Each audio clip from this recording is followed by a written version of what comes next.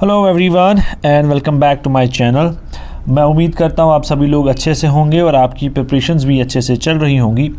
तो जो भी बच्चा पहली बार चैनल पे आया है वो सब्सक्राइब ज़रूर करे और वीडियो को देखने के साथ साथ शेयर भी आप ज़रूर करें।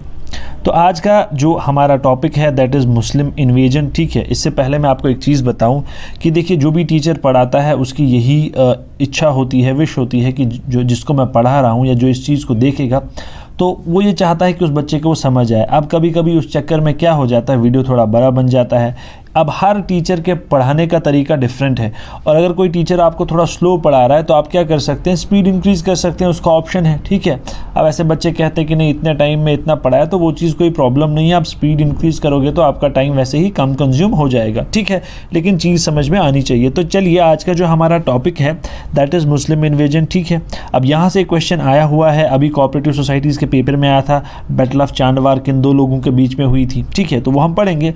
तो ये वीडियो देखने के बाद मैं उम्मीद करता हूं कि आपको इस टॉपिक से कोई क्वेश्चन गलत नहीं होना चाहिए अगर आता है। अब देखिए सबसे पहले आपने दो चीज़ें याद रखनी है सॉरी, एक आपका अरब इन्वेजन, अरब मुस्लिम इन्वेजन हुआ था, दूसरा जो तुर्किश मुस्लिम थे वो आए थे। ठीक है, यहाँ अरब वाली साइड आपको सिर्फ एक नाम याद रखना है that is Mohammad bin Qasim 712 AD, और उसके बाद तुर्किश साइड में महमूद गजनी और मोहम्मद गोरी। फिर हम दिल्ली सल्तनत तो पढ़ेंगे ही। ठीक है, ये चीज़।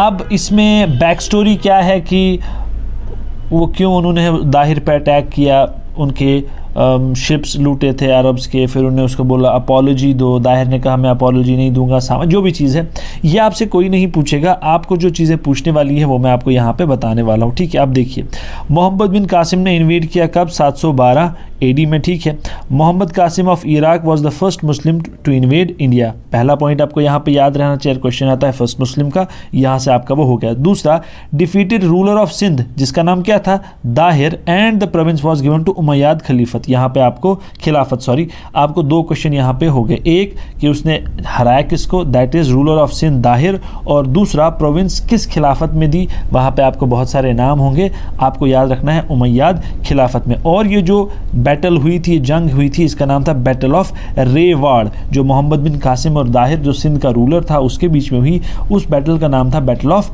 रेवाड़। ठीक है, यहाँ पे आपको सिर्फ इतना ही याद रखना है। उसके बाद तुर्किश इन्वेजन, फर्स्ट इन्वेजन जो हुआ यहाँ पे महमूद गजनी ने किया।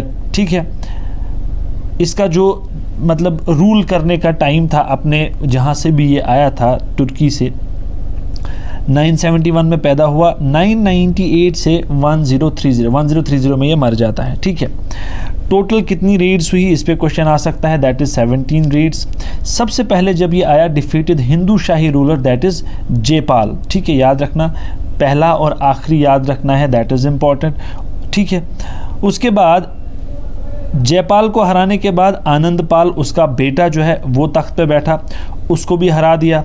ठीक है, 6th एक्सपीडिशन में बैटल ऑफ वे हिंद इसका नाम है। ठीक है, अब देखिए समझिए फिर से कि फर्स्ट 101 में जब वो आता है तो हिंदू शाही रूलर जयपाल को हरा देता है और चला जाता है, वो प्लंडर करता था और चला जाता था। जयपाल का बेटा आनंदपाल तख्त पे बैठता है, फिर 6th एक्सपीडिशन मतलब छठी बार जब वो आता है तो तब वो क्या करता है, आनंदपाल को हरा देता है जिसका नाम है बैटल ऑफ वे हिंद, और इसकी डेट भी 1008-09 ये मैंने आपको बता दिया।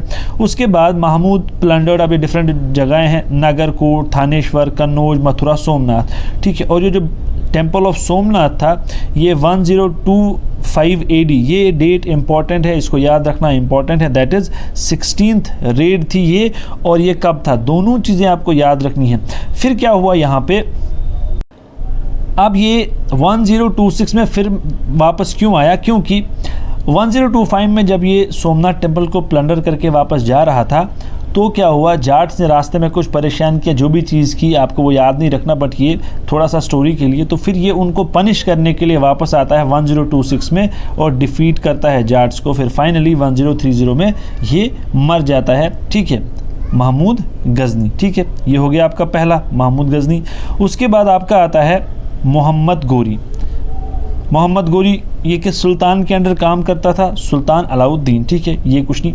अब आपको याद कहाँ से रखना है? असेंड किया थ्रोन 1173 में, उसके बाद इसने सबसे पहले गुजरात में एंटर करना चाहा, लेकिन गुजरात के रूलर ने इसको आने नहीं दिया, ठीक। उसके बाद जो इम्पोर्टेंट चीज़ है इसमें वो आपको याद रखनी है, that is first battle of terrain या टेरेन या जो भी आप कहो, ये हुई मोहम्मद गोरी और पृथ्वीराज चौहान के बीच में 1191। इसकी डेट भी और नाम भी याद रखना इम्पॉर्टेंट है, और किसके बीच में हुई ये भी याद रखना बहुत इम्पॉर्टेंट है।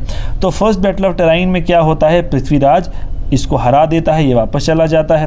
फिर 1192 में ये फिर से वापस आता है, सेकंड बैटल ऑफ टेराइन, और यहाँ पे गौरी क्या करता है? जीत जाता है।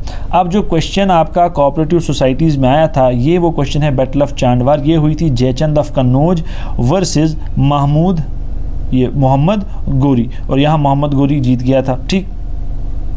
अब देखिए ये 3 जो वॉर्स हैं तुर्किश में, एक first battle of terrain, second battle of terrain, उसके बाद ये बैटल ऑफ चांदवार, ये तीनों आपने याद रखनी है। इनकी डेट्स भी 1191, 1192 और 1194, ठीक है।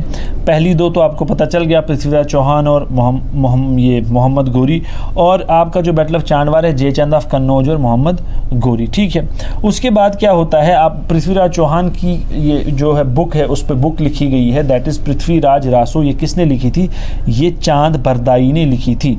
किताबुल हिंद किसने लिखी थी? अल-बरूनी ने लिखी थी। मोहम्मद गोरी जो है 1206 में मर गया, और इसके 4 जनरल्स थे। तो अपनी जो एम्पायर है उसने एक एक जगह सबको दे दी।